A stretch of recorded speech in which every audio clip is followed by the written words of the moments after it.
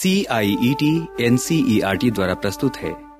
विज्ञान श्रृंखला के अंतर्गत कार्यक्रम लुई पास्चर की मानवता को देन। आज हम आपको एक बहुत ही प्रतिभाशाली वैज्ञानिक की कहानी सुनाने जा रहे हैं। उस वैज्ञानिक का नाम है लुई पास्चर, जो दुनिया के महान और श्रेष्ठ वैज्ञानिकों में से एक हैं। 19वीं शताब्दी में अपने सार्थक और बेजोड़ योगदान के लिए वे सदैव याद किए जाएंगे। पेंसिलिन के आविष्कारक सर अलेक्जेंडर फ्लेमिंग ने भी इस जीनियस के गुणों को पहचान लिया था। इसीलिए उन्होंने कहा था, without Pasteur I would be nothing. 27 दिसंबर सन 1892 सोरबोन विश्वविद्यालय का amphitheatre. Voilà une semaine que vous êtes en vacances ici,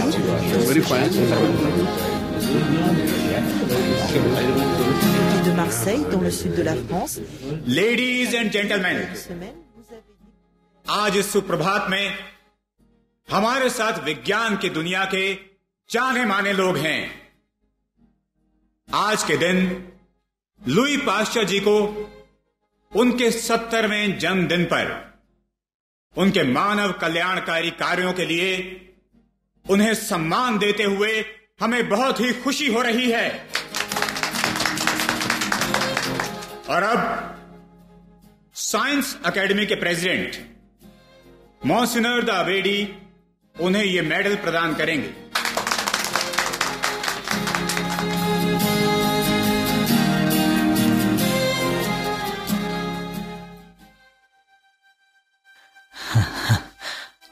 आप लोगों ने मुझे बहुत बड़ी खुशी दी है। इसे मुझ जैसा व्यक्ति ही महसूस कर सकता है। हाँ, मुझे पूरा विश्वास है कि विज्ञान और शांति अज्ञान और अशांति पर विजय पाएंगे।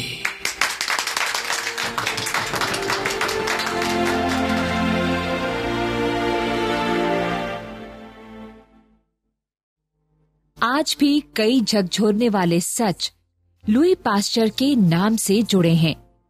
उनका नाम केवल कुछ आविष्कारों के लिए ही नहीं लिया जाता है। उनकी प्रत्येक खोज एक बाधा रहित श्रृंखला की कड़ी है। उन्होंने अपने शिष्यों को सिखाया, रिमेंबर, कोई भी ऐसी बात मत कहो जिसे प्रयोगों द्वारा तुम सिद्ध ना कर सको।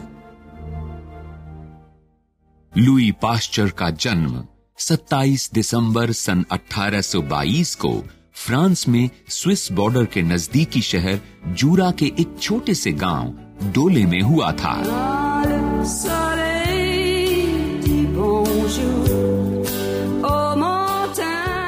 वे एक किसान परिवार से थे। उनके पिता Jean Joseph Pasteur Napoleon grand army में नॉन कमीशन ऑफिसर थे। लुई पास्चर का बचपन अपनी 3 बहनों के साथ बहुत ही खुशहाल रहा।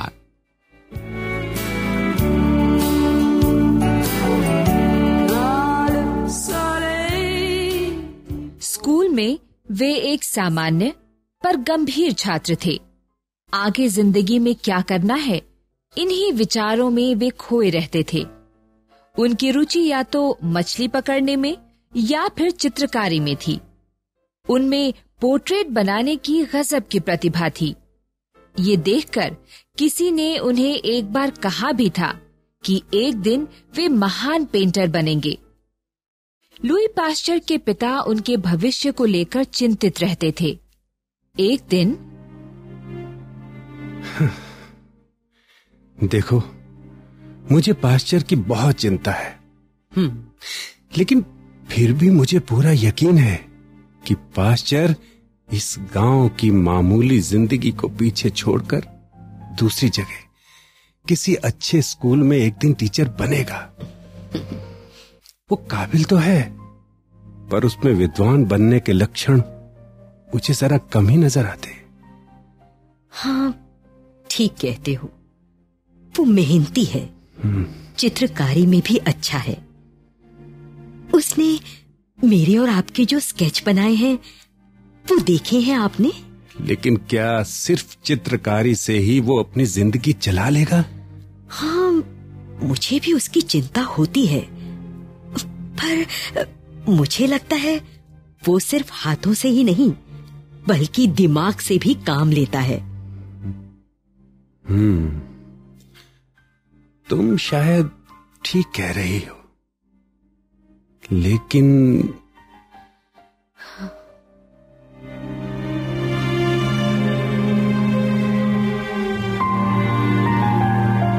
सन 1831 में जब लुई पास्चर केवल 8 साल के थे, तभी एक महत्वपूर्ण घटना घटी।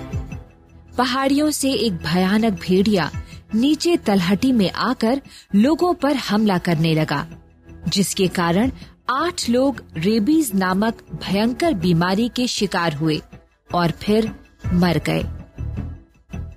चलो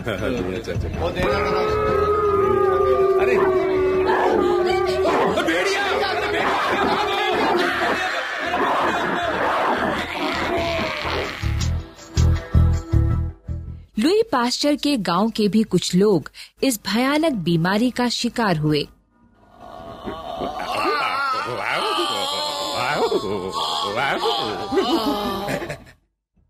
वे लोग रेबीज का सिर्फ एक ही इलाज जानते थे। वे लोहार के पास जाते थे और वो घावों को गर्म लोहे की छड़ से दाग देता था। चलो चलो चलो चलो मुझे ठहरो, लोहा गर्म हो रहा है। ये लीजिए, बिल्कुल लाल हो गया। जले हुए मांस की बदबू और रोगियों की दर्दनाक चीखों से लुई पास्चर घबरा गए।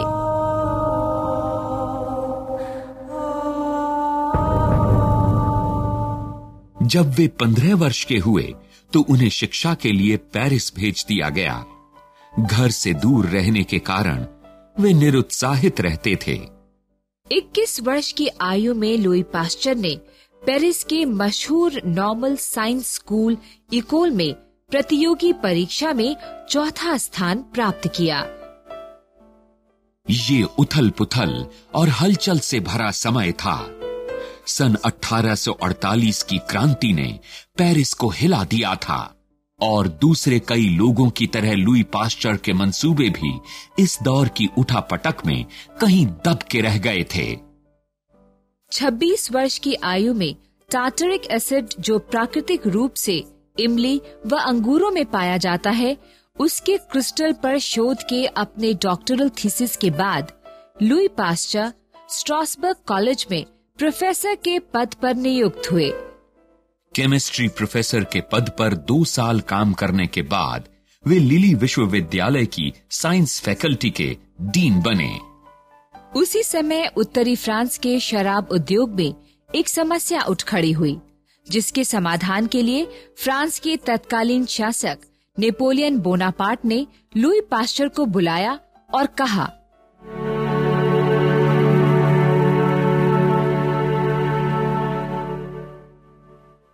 लुई पास्चर सर, हम तुमसे एक मदद चाहते हैं। कहिए सर। पता लगाकर हमें बताओ कि वो कौन से जीवाणु हैं जिनसे हमारे यहां बनने वाली शराब प्रदूषित हो रही है और हमें बहुत ही आर्थिक हानि उठानी पड़ रही है। यस सर, मैं अपनी तरफ से पूरी कोशिश करूंगा कि इस समस्या का हल ढूंढ सकूं। ठीक है।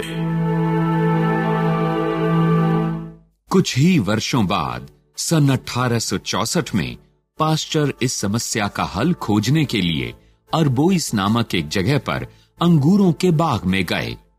उन्होंने साबित कर दिखाया कि सूक्ष्म जीवों के कारण ही शराब प्रदूषित हो रही है।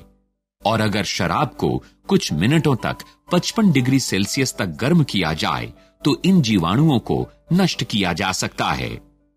8 साल तक लुई पास्चर ने फर्मेंटेशन पर काम किया और अपनी कड़ी मेहनत से उन्होंने एक नई तकनीक विकसित की जो दुनिया भर में पाश्चरीकरण के नाम से जानी जाती है।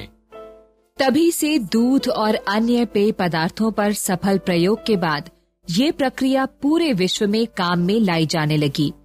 इस प्रक्रिया में जल्दी खराब होने वाली खाने पीने की चीजों को गर्म करके उनमें मौजूद नुकसानदायक बैक्टीरिया और मोल्ड्स को नष्ट किया जाता है। और अच्छी बात यह है, इस प्रक्रिया से खाद्य पदार्थों को कोई नुकसान भी नहीं पहुंचता है। आज दूर दूर से खाद्य पदार्थ और दवाइयां आ पाती हैं, वे इसी प्रक्रिया की देन है। पास्चर वास्तव में धन्यवाद के पात्र हैं, क्योंकि उन्होंने ऐसी तकनीक ढूंढ निकाली जिससे रोगाणुओं को नष्ट करना और उनसे होने वाले प्रदूषण पर नियंत्रण रख पाना संभव हो पाया। इस जानकारी के साथ ही पास्चर ने स्टेरिलाइजेशन के आधारभूत नियमों को भी विकसित किया। इसके साथ साथ उन्होंने रोगाणुओं द्वारा फैलने वाली बीमारियों को कम करने के लिए अस्पताल प्रणाली में बहुत ही गौरवशाली बदलाव किए। इससे पहले जोसेफ लिस्टर ने एंटीसेप्टिक विधि विकसित की थी, जिसमें कार्बोलिक एसिड का प्रयोग एंटीसेप्टिक के रूप में किया जाता था। शल्य चिकित्सा में शरीर में सूक्ष्म जीवों का प्रवेश रोकने के लिए ये विधि काफी सफल रही। सन 1874 में लिस्टर ने पास्चर को पत्र लिखकर अपने शोधों के बारे में बताया, जिससे पास्चर को आगे बढ़ने और नए तरीके से सोचने में सहायता मिली। लेकिन 1786 में एक ब्रिटिश डॉक्टर एडवर्ड जेनर ने, जिन्हें प्रतिरक्षण प्रणाली यानी इम्यून सिस्टम की कोई जानकारी नहीं थी, सबसे कारगर दवाई का उन्होंने पता लगाया, जिसे उन्होंने नाम दिया वैक्सीन। प्रतिरक्षण विज्ञान के जनक के नाम से मशहूर लुई पास्चर ने रोगों से बचाने वाली वैक्सीन के वैज्ञानिक सिद्धांत को स्थापित किया।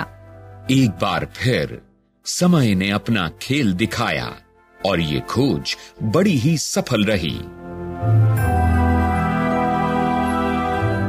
सन 1881 में भेड़ों पर शोध करते हुए पास्चर ने एंथ्रेक्स बीमारी को रोकने के लिए वैक्सीन बनाई। तो फिर उन्होंने क्या किया? 5 और 17 मई को 25 भेड़ों के एक समूह को पास्चर के इसी साल बनाए गए एंथ्रेक्स के बैक्टीरिया वाला द्रव दिया गया और दूसरे नियंत्रित समूह की 25 भेड़ों को ये द्रव नहीं दिया गया। इस प्रकार ये बिना टीके वाली भेड़ें थीं। 2 सप्ताह बाद यानी 31 मई को सभी 50 भेड़ों को एंथ्रेक्स के बैक्टीरिया वाला टीका दिया गया। अरे आजा आजा आजा। हाँ, इंजेक्शन लगा दूं?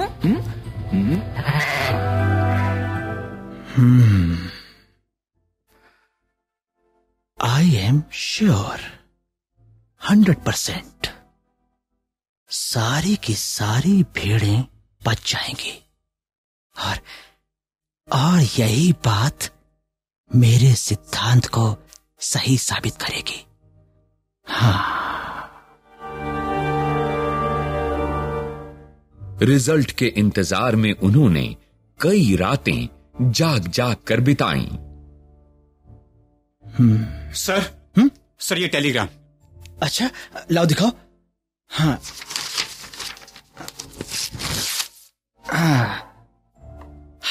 अरे आश्चर्यजनक कामयाबी चार्ल्स, वंडरफुल सक्सेस। क्या हुआ सर? देखो, टीके वाली सभी भेड़ें बिल्कुल ठीक और स्वस्थ हैं। कांग्रेचुलेशंस, बधाई हो सर। Thank you. और बिना टीके वाली सारी भेड़ें मर रही हैं या फिर मर चुकी हैं। यानी आपका प्रयोग सफल रहा। हाँ चार्ल्स।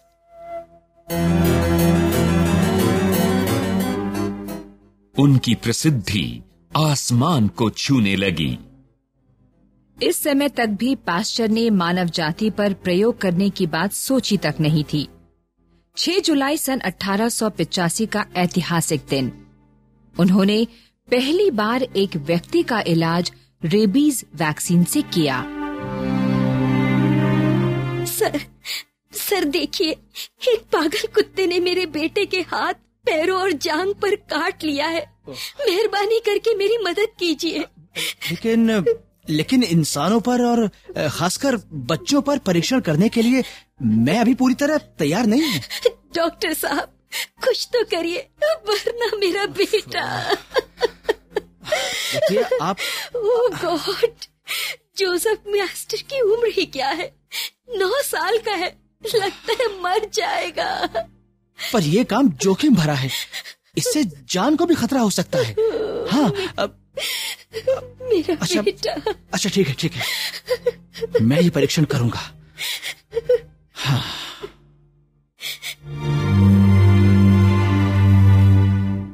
और आखिरकार उन्होंने ये परीक्षण करने की ठान ली। उनके सहयोगी जोसेफ ग्रांचर एक डॉक्टर थे। उन्होंने रेबीज से मरे हुए खरगोश की हड्डी में थमे द्रव का आधा सिरिंज जितना डोज लिया और उस सहमे हुए बच्चे के शरीर में इंजेक्शन लगा दिया। 10 दिनों तक रहस्य की स्थिति बनी रही, जिस दौरान उस बच्चे को एक के बाद एक 13 इंजेक्शन लगाए गए। 3 हफ्तों के परीक्षणों के बाद उन्हें महसूस हुआ कि अब वे अपनी सफलता संसार के सामने घोषित कर सकते हैं। पास्चर को खुद यकीन नहीं था कि वैक्सीन काम करेगी, लेकिन माइस्टर चंगा हो गया। वो इतिहास का प्रथम व्यक्ति बन गया जिस पर रेबीज की दवाई का पहला प्रयोग किया गया। उसने बड़े होकर वर्षों तक पास्चर इंस्टीट्यूट में गेटकीपर के रूप में कार्य किया। सन 1940 के दूसरे विश्व युद्ध के दौरान जब नाजियों ने पास्चर के इंस्टीट्यूट पर आक्रमण किया, तो यही माइस्टर था जिसने जर्मन्स को पास्चर की कब्र तक पहुंचाने के बजाय अपनी जान देना बेहतर समझा।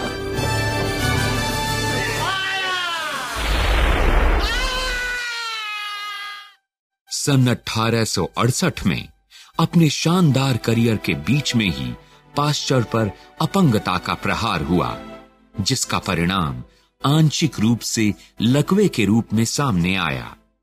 उनके बाएं हाथ को लकवा मार गया था और उनकी जबान पर भी इसका बुरा असर पड़ा था। तब वे 46 वर्ष के थे और तभी से उन्हें अपने प्रयोगों को करने के लिए दूसरों की सहायता लेनी पड़ती थी। इतना सब होने के बावजूद उनके महान मस्तिष्क पर इसका कोई असर नहीं पड़ा और जो प्रयोग और नए विचार पास्चर के दिमाग में थे, वे दूसरों की मदद से दुनिया के सामने आए। पास्चर के समय विज्ञान या चिकित्सा के क्षेत्र में कोई नोबेल पुरस्कार नहीं था। अगर होता तो उन्हें जरूर मिल ही जाता। और फिर 27 सितंबर सन 1895 को उनकी पत्नी ने उन्हें ये कहते हुए सुना,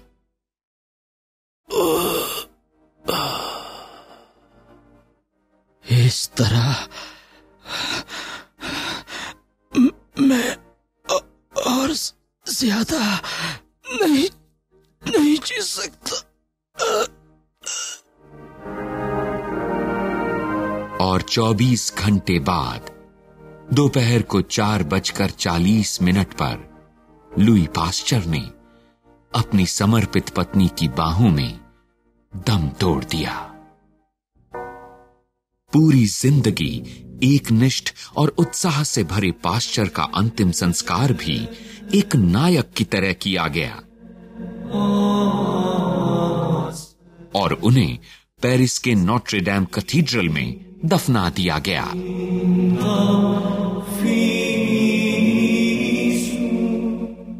अपने दादा को याद करते हुए उनके पोते वैलेरी रेडॉट ने अपनी डायरी में लिखा, My grandfather was the gentlest with the goodness of his heart, most affectionate and sensitive individual.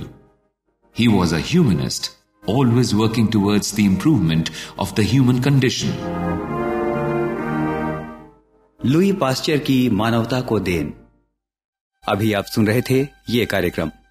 शोध, आलेख और विषय संयोजन डॉक्टर जितेंद्र सिंह, अनुवाद सविता राणा, कलाकार बाबला कोचर, राजश्री त्रिवेदी, दिनेश वर्मा, गीता वर्मा, कीमती आनंद और प्रवीण शर्मा।